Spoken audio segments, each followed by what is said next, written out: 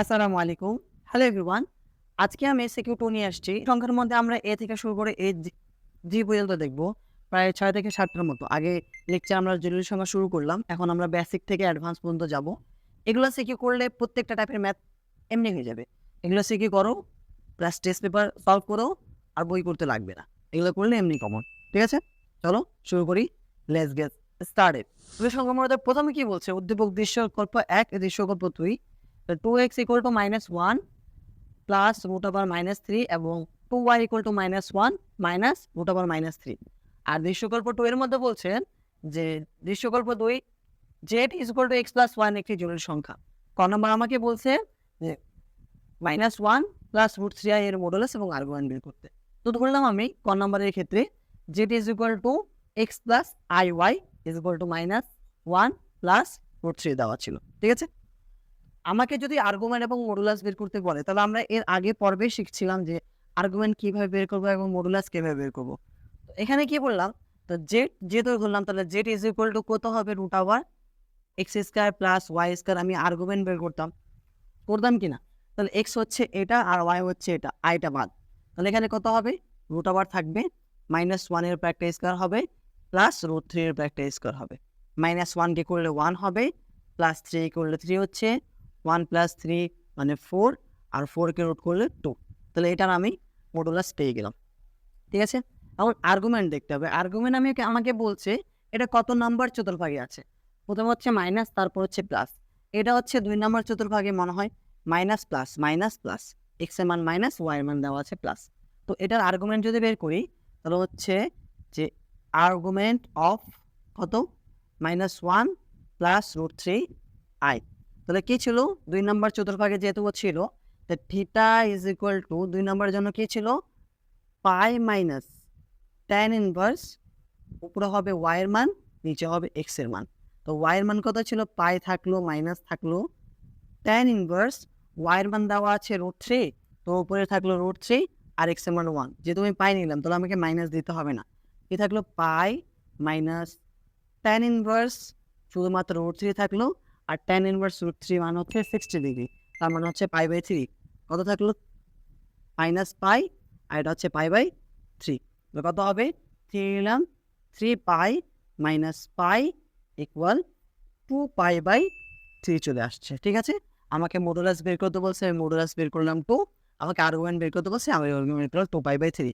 এটা হচ্ছে এখানকার অ্যান্সার। ঠিক আছে? সোজা ম্যাথ ছিল, অতটা জটিল ছিল না। পরেরটা দেখি, পরেরটা কি বলছে। তার পরেরটা আমাকে বলছে যে দৃশ্যকল্প 1 এর আরেকটা প্রমাণ করো যে এটার মান যেন 1 হয়। তো আমি ধরলাম দৃশ্য 1 হতে পাই 2x - 1 প্লাস √3, 2y - 1 মাইনাস √3। আমরা জানি রুটের ভিতরে যদি -1 থাকে, তার মান কিন্তু হচ্ছে i হয়। কত হয়? i। তাহলে এখানে কত দেওয়া আছে? আমি যদি 2 কে ওদিকে পাঠাই দেই বা 2 এর আগে করি, যে 2x = -1 প্লাস √3i হবে। রুটের ভিতরে -1 আছে। তো এখানে গুণ আছে, ওদিকে গেলে কি ভাগ হয়ে যাবে। তাহলে হচ্ছে -1 প্লাস √3i/2, আর এটার নাম হচ্ছে ওমেগা। তাহলে x এর মান কত হবে? x = হচ্ছে ওমেগা। ঠিক আছে? তো এই পুরাটার মান হচ্ছে ওমেগা। এর মানকে আমরা ওমেগা বলি। আর একটা মান কত দেওয়া আছে? 2y ইকুয়াল হচ্ছে -1 মাইনাস √3i হয়ে গেল এটা। ঠিক আছে? রুটের ভিতরে যেহেতু -1 আছে, তাহলে ইকুয়াল হচ্ছে -1 মাইনাস √3i/2। আর একে বলি আমি y = ওমেগা²। তাহলে এখানে একটা শর্ত মনে রাখবো বা সূত্র মনে রাখতে হবে যে 1 প্লাস ওমেগা মান হচ্ছে 0, আর ওমেগা কিউবের মান হচ্ছে 1।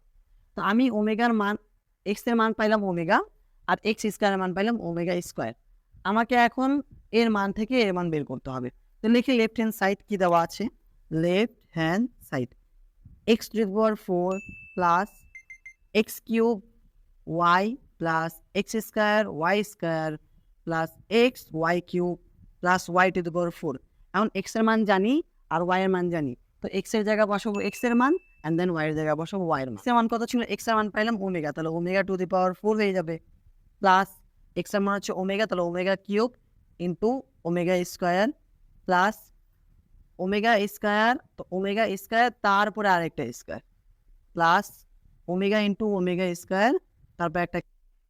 আমি আগেই বললাম যে ওমেগা কিউবের মান হচ্ছে 1।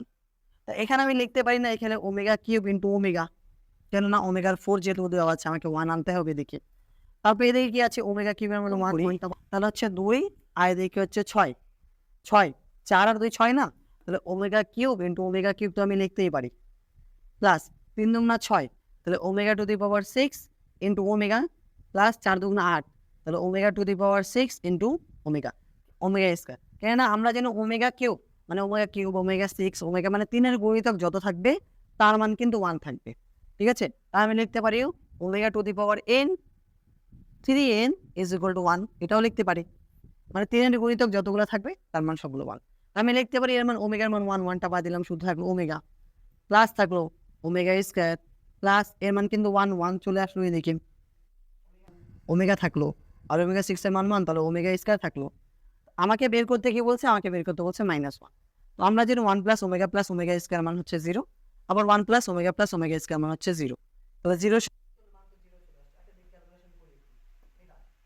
কত আসছে এদিকে, এটা হচ্ছে 1 লিখলাম প্লাস ওমেগা লিখলাম প্লাস ওমেগা স্কয়ার লিখলাম, আর এদিকে কি থাকবে ওমেগা থাকবে প্লাস ওমেগা স্কয়ার থাকবে, 1 প্লাস ওমেগা স্কয়ার তার মান হচ্ছে 0 প্লাস, এখন আমি মান পাইলাম যে 1 প্লাস ওমেগা স্কয়ার মান 0।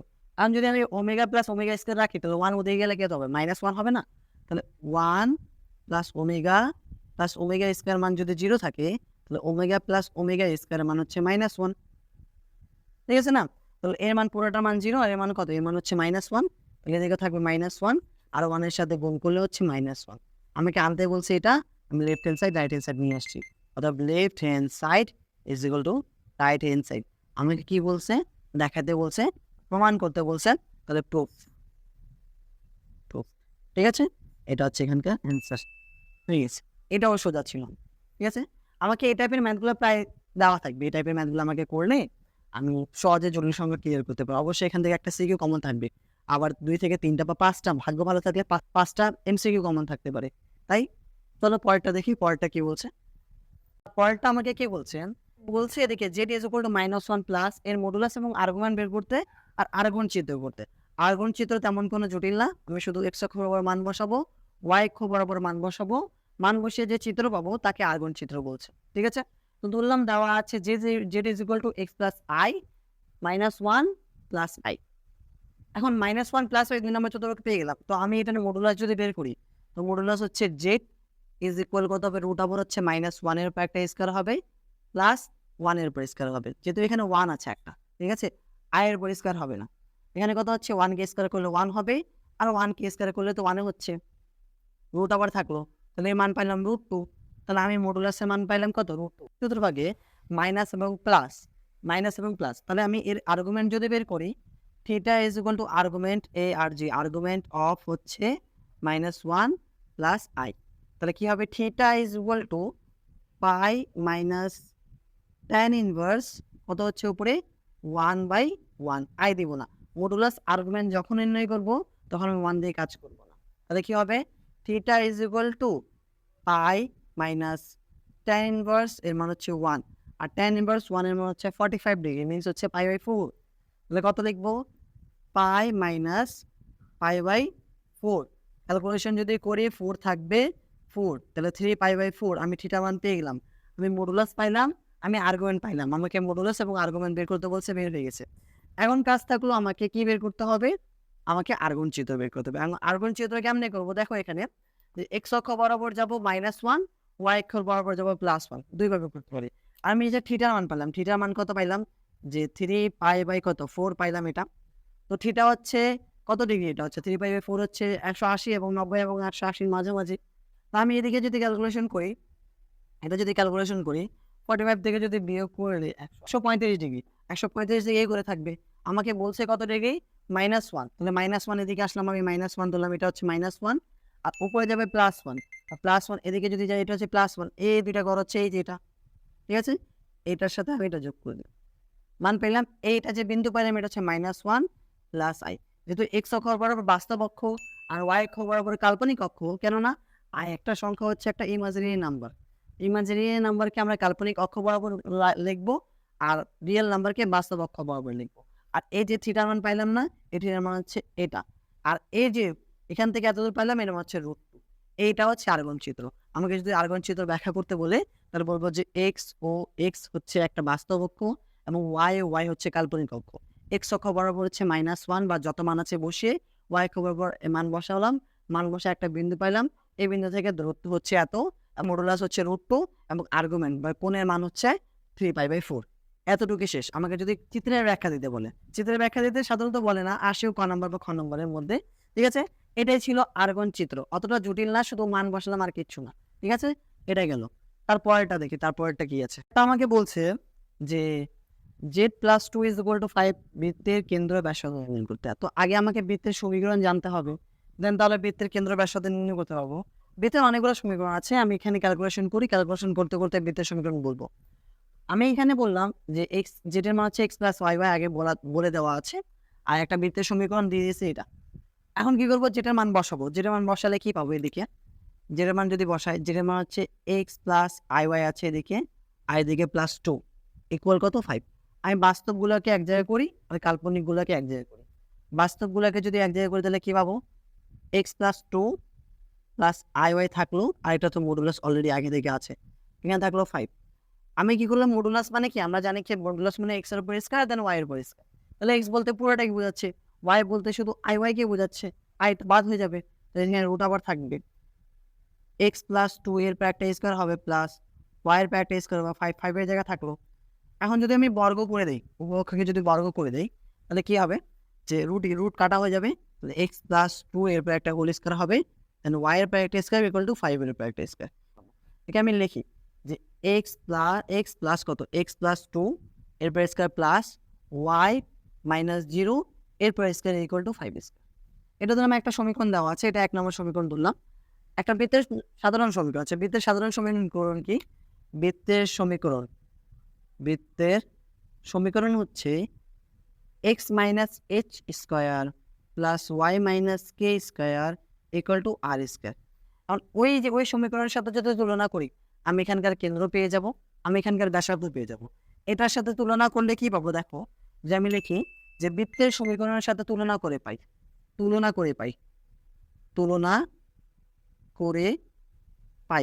কি পাই, -h এর মান 2, তাহলে h is equal to -2, -k এর মান 0, তাহলে এখানে কত হবে, k ইজ ইকুয়াল টু 0, আর r স্কয়ার ইকুয়াল টু 5, তাহলে r এর মান কত হবে, r ইজ ইকুয়াল টু হচ্ছে পাচ্ছি, তাহলে আমি h এর মান পাইলাম, আমি k এর মান পাইলাম।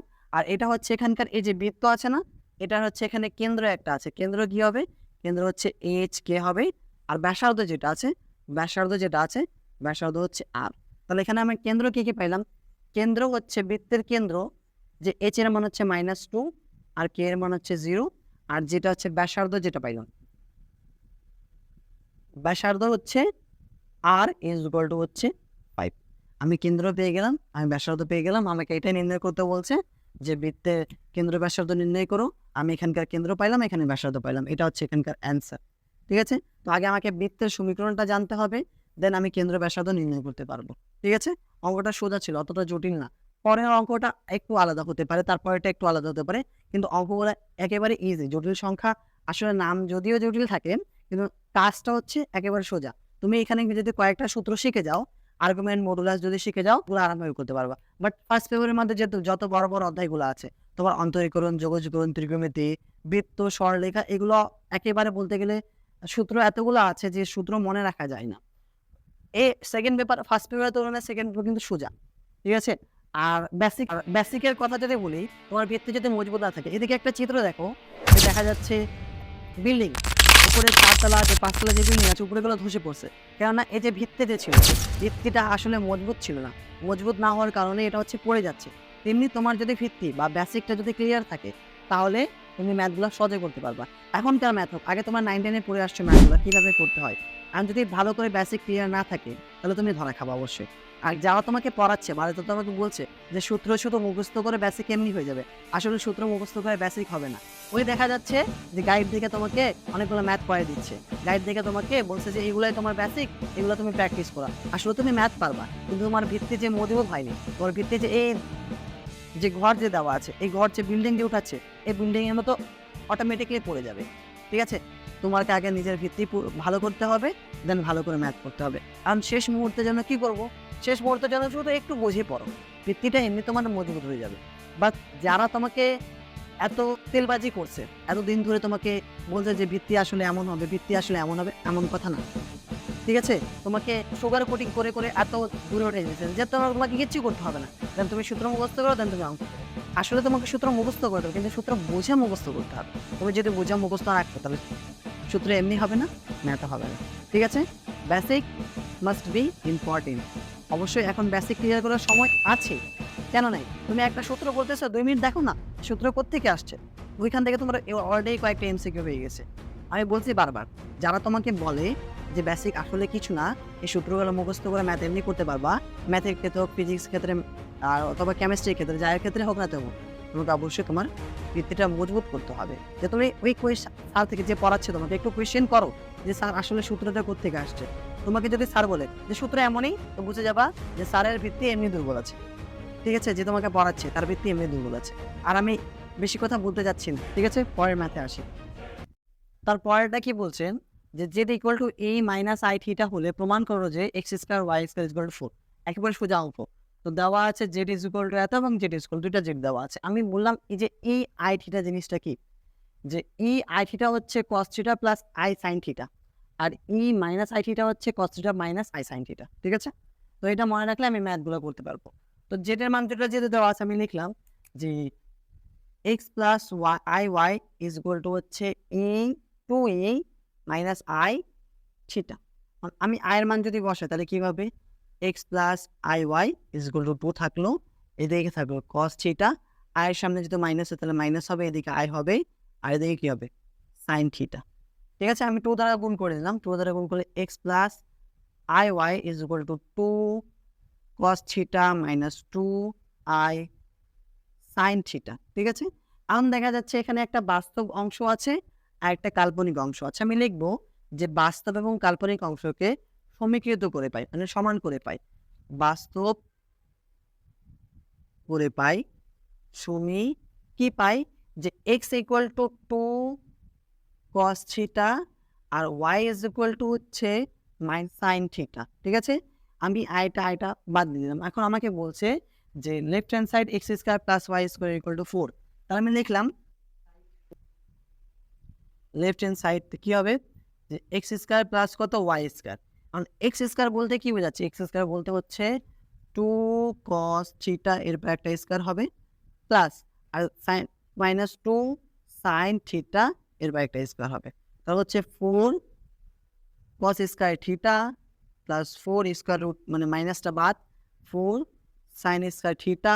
এখান থেকে 4 কমন যায়, কমন যদি নিয়ে নিই তাহলে কি হবে?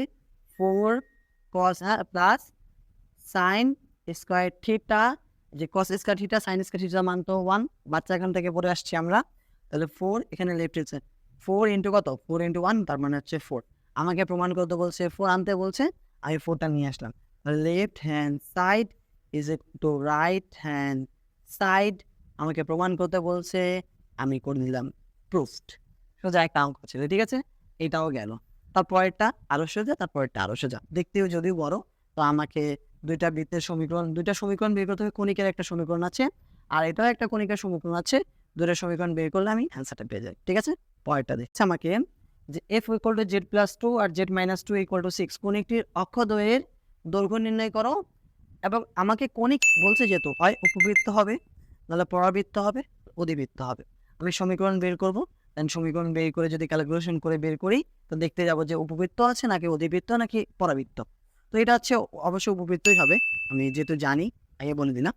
তো দেওয়া আছে এক্স প্লাস আই এক্স যেটা equal to x plus I y, যেখানে মান বলছে এটার মানটা আমি এখানে বসে দিলাম। ঠিক আছে?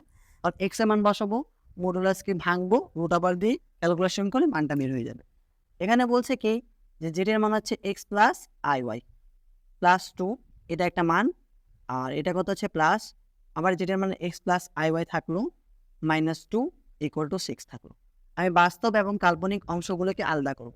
তো এখানে কি দেওয়া আছে? X plus 2 plus I y থাকলো একটা বাস্তব, কাল্পনিক আলাদা। এখানে এক্স প্লাস এক্স মাইনাস 2 আর এদিকে কত আই ওয়াই এখানে থাকলো। যদি এর মডুলাস দেওয়া আছে ইকুয়াল টু 6 দেওয়া আছে, মডুলাস দেওয়া আছে, তো মডুলাসকে কি করতে হবে? মডুলাসকে অবশ্যই ইচ্ছা করতেছে সূত্র দিয়ে, সূত্র দাও, সমস্যা নেই।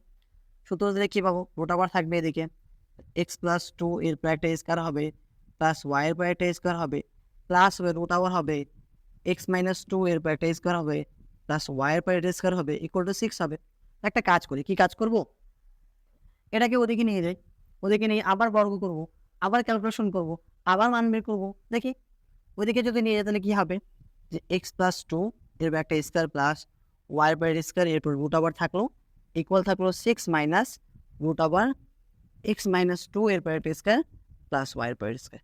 আমি যদি বর্গ করি তো এটাকে বর্গ যদি করি তাহলে রুটটা কাটাকাটি হয়ে যাবে, এখানে কী হবে এক্স প্লাস টু এর পর একটা স্কোয়ার হবে প্লাস ওয়াইয়ের পর স্কোয়ার হবে ইকুয়াল, একে বর্গ করলে এ এটা বি, তাহলে এ square two A B plus B square, ছোটোকালের সূত্র এ স্কোয়ার মানে 36 মাইনাস টু, এ বলতে 6কে বোঝাচ্ছে আর বি বলতে এটা পুরোটা x minus two square plus y square, আর বি স্কোয়ার যদি করি তাহলে রুট স্কোয়ার কাটাকাটি হবে, এদিকে কত হবে যে x minus two square plus ওয়াইয়ের পর একটা স্কোয়ার হবে, ঠিক আছে, রুট স্কোয়ার কাটাকাটি।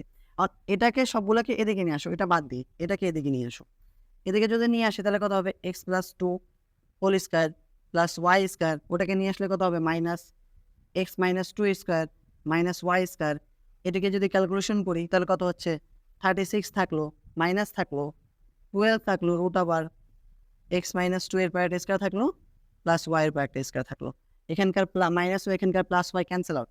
আর এটা একটা সূত্র চলে আসবে, সূত্র কেমন, যে x plus two square minus x minus two square equal 36 minus 12 root over x minus two plus y square.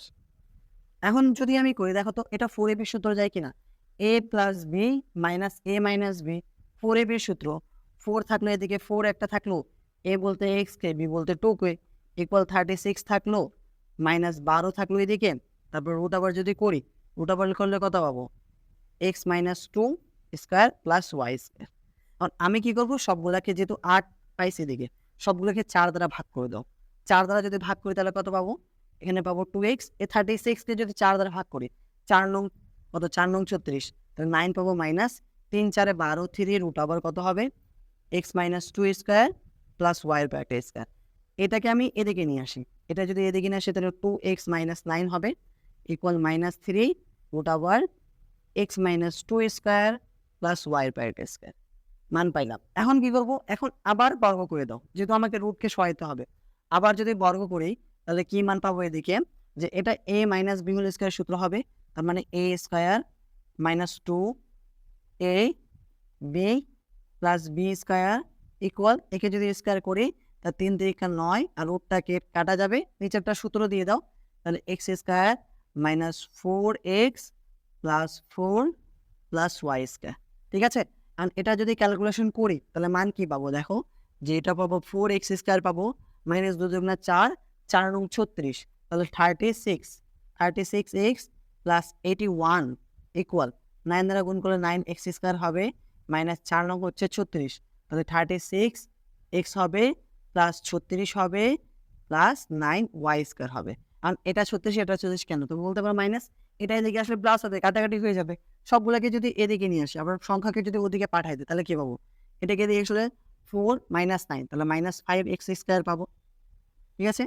এদিকে শুধু এদিকে আসলে মাইনাস 9 হয়ে যাচ্ছে 9 স্কোয়ার হয়ে যাচ্ছে, আর এটা যদি ওদিকে যায় তাহলে 36 থাকলো মাইনাস 81 থাকলো, এদিকে কত আছে মাইনাস 5x স্কোয়ার আছে মাইনাস 9y স্কোয়ার আছে, আর যদি বিয়োগ করি তাহলে কেননা 11 থেকে 6 বিয়োগ করলে হচ্ছে 5, হাতে হচ্ছে 1, 3 1 4 4 থেকে 4 বিয়োগ করলে, আর আমি এখানে মাইনাস 45 পাইলাম। এখন কি করি সবাইকে মাইনাস দ্বারা গুণ করে দিই, মাইনাস দ্বারা যদি গুণ করি তাহলে কি পাবো 5x স্কোয়ার পাবো প্লাস 9y স্কোয়ার পাবো ইকুয়াল 45 পাবো, এটা একটা সমীকরণ পাইলাম, কিন্তু আমি জানি না যে সমীকরণ কিসের, বৃত্তের সমীকরণ, বৃত্তে যদি সমীকরণ থাকতো তাহলে কি হতো x এর সহগ y এর সহগ সমান হতো, বাট x এর সহগ y এর সহগ তো সমান না, এটা বৃত্তের সমীকরণ হবে না। কি করলাম 45কে নিচে নিয়ে আসি, 45কে যদি নিচে নিয়ে আসি তাহলে কত হবে 5x square by 45 plus 9y square by 45, এদিকে থাকলো একটা 1 থাকলো, কাটাকাটি যদি করি তাহলে কি হবে যে এক্স স্কোয়ার বাই কত এক্স স্কোয়ার 45কে তুলে 4 নং 5 নং 45 প্লাস এখানে থাকবে ওয়াই স্কোয়ার বাই কত 5 থাকলো 9 দ্বারা ইকুয়াল টু 1 থাকলো। এখন যদি আমি একটা সমীকরণ নিয়ে আসতে পারি, সমীকরণ কেমন হবে, সমীকরণটা একটু লিখি, যে একটা সমীকরণ আছে এই সমীকরণ মিলের সাথে x square by a square plus y square by b square equal to 1।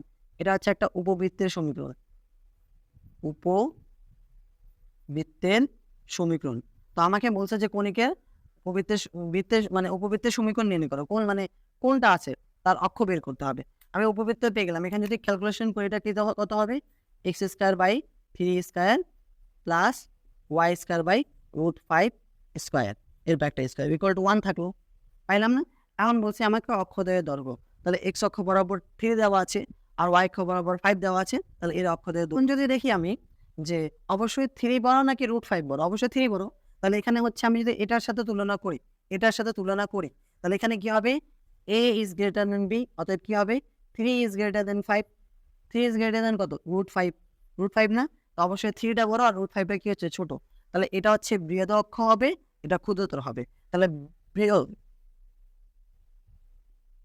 বৃহৎ অক্ষ হচ্ছে 2a is equal to 2 into 3, তার মানে হচ্ছে 6। আর ক্ষুদ্রত যেটা আছে, ক্ষুদ্রত অক্ষ হচ্ছে 2b ইজ ইকুয়াল টু 2√5, তার মানে হচ্ছে 2√5 এ হবে। ঠিক আছে, আমি যদি ক্যালকুলেশন করি তাহলে 6 এর মানটা আমাকে বের করতে বলছে, যে এখানকার দৈর্ঘ্য নির্ণয় করতে। আমি অবভিয়াসলি এখানকার দৈর্ঘ্য একটা ক্ষুদ্রত পাইলাম, একটা বৃহৎ পাইলাম, যে এইটা হচ্ছে এখানকার মান, এটাও শেষ। ঠিক আছে, তাহলে আমি পরেরটা করলে এটা হচ্ছে, পরেরটা দেখি।